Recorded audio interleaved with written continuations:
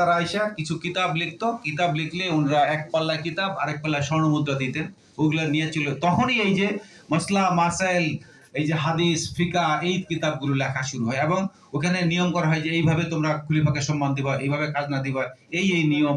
তো খলিফারা দেখলে এগুলো স্পন্সর করলো, কারণ এগুলো তাদের শাসন করতে সুবিধা হচ্ছে। এই হইল গিয়া এই the beginning of all this books other than কোরআন।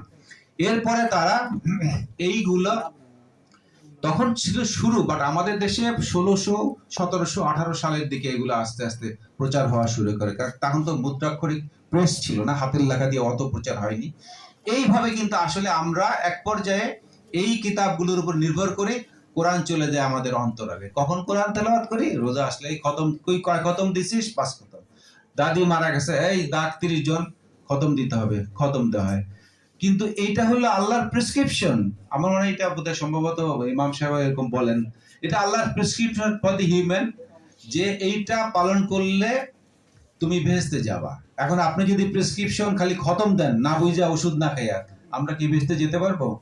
আমি এখানে একটা ইন্টারেস্টিং প্রশ্ন আমি অনেক জায়গাতেই জিজ্ঞেস করি, যে আমরা সেই স্কুল জীবন, কলেজ জীবন, ভার্সিটি জীবন, প্রফেশনাল জীবন, অনেক বই পড়েছি, উপন্যাস, পত্রিকা, ম্যাগাজিন, অফিস আদালতের আদেশ নিষেধ, আমরা কি জীবনে কোনো কিছু পড়েছি না বুঝা পড়েছি? বলেন তো আপনারা, কেউ না বুঝা কেউ কিছু আমরা পড়ছি?